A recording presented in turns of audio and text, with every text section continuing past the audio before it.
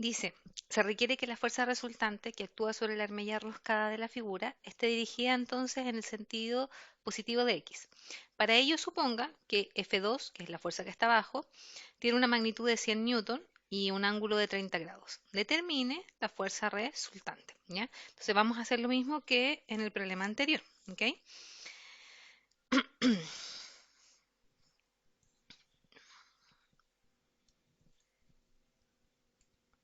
Vamos a poner el lápiz. Entonces nuevamente vamos a anotar aquí el torpedo. Vamos a decir entonces nuevamente, seno es igual al opuesto sobre hipotenusa, ¿ya? Coseno igual entonces adyacente sobre hipotenusa, ¿ya? Entonces vamos a partir en este caso por F1, ¿ya?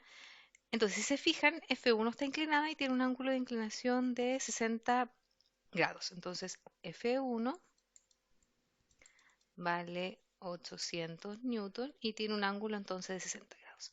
F1 entonces tiene una componente F1x más una componente F1y. Por lo tanto, F1x va a ser, me fijo entonces, voy a descomponer la fuerza. Tengo que formar para descomponer esa fuerza un ángulo de 90 grados, entonces voy a tirar una línea aquí recta y tiro otra línea aquí.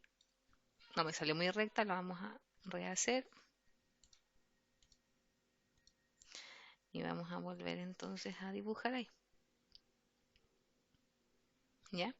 Y ahí entonces se forma un ángulo de 90 grados. La fuerza F1 entonces va a tener una componente aquí vertical, vamos a llamarla F1y, y una componente horizontal que vamos a llamar F1x, ¿ya? Entonces ahí tengo las dos fuerzas. F1x entonces si me fijo va a estar al lado del ángulo, o sea, adyacente. Voy al torpedo y eso va a ser entonces coseno. Por tanto va a ser el módulo de la fuerza, 800 newton, por el coseno de 60 grados. ¿Ya? Lo mismo vamos a hacer entonces ahora para el eje Y. F1 entonces en el eje Y, nuevamente me fijo, ahora estoy frente al ángulo. El ángulo de 60 está aquí, estoy frente al ángulo. Entonces me fijo y frente al ángulo sería el opuesto partido por la hipotenusa, o sea, sería el seno, fijándose siempre que la hipotenusa hace referencia en el fondo al vector fuerza. Ese es el que representa la hipotenusa ahí en el triángulo rectángulo. ¿Ok? Entonces me va a quedar 800 newton por el seno de 60 grados. ¿Ya? Vamos a hacer lo mismo ahora para el eje o para la fuerza 2, ¿ya? Fuerza 2, color verde, y aquí entonces anotamos. La fuerza 2 dice el problema que vale 100 newton y que tiene un ángulo entonces de 30 grados, ¿ya?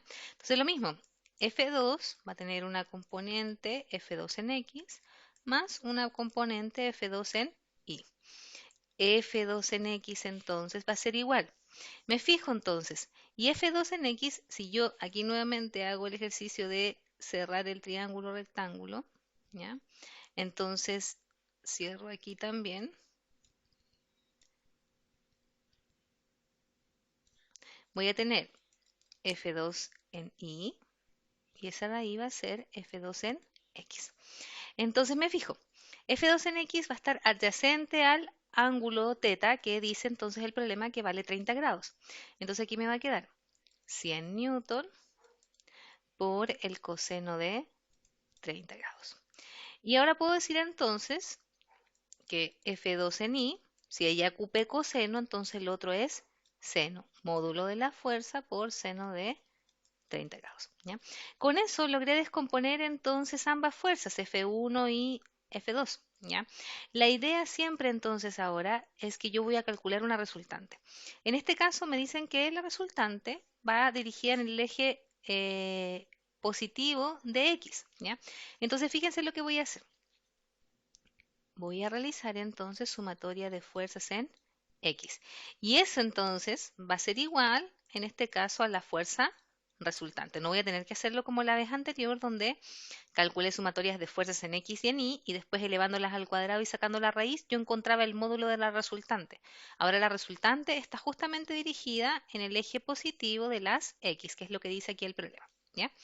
Entonces me va a quedar, si yo hago sumatorias de fuerzas en X, voy a decir entonces, y me fijo hacia dónde están orientadas las fuerzas en X. Están las dos orientadas hacia el lado positivo. Recuerden que antes definimos entonces que cuando las fuerzas van en esta dirección son positivas y cuando van en el sentido contrario son negativas, ¿ya? Entonces me va a quedar F1 en X más F2 en X. Entonces la sumatoria de fuerzas en X va a ser igual. F1 en X es 800 newton por el coseno de 60 grados más 100 newton, que sería F2, por coseno de 30 grados, ¿ya? Recuerden que hay algunas calculadoras donde es necesario poner el paréntesis. Entonces aquí, si ustedes ponen eso en su calculadora, quizás tendrían que sumarlo de esta manera, con los paréntesis para que no diera error, ¿ya? Para los que tienen calculadoras más modernas, no necesitan entonces hacer eso, ¿ya? Por lo tanto, eh, la fuerza resultante entonces va a ser la suma de esas dos. Voy a la calculadora y entonces ingreso 800 por coseno de 60 más 100 por coseno de 30. Eso me da entonces 486,6 newton. Y entonces ahí estaría el módulo de mi fuerza resultante en este caso, porque me dicen que está en el eje positivo de las X y no necesito entonces hacer otro cálculo para encontrarlo, ¿ya?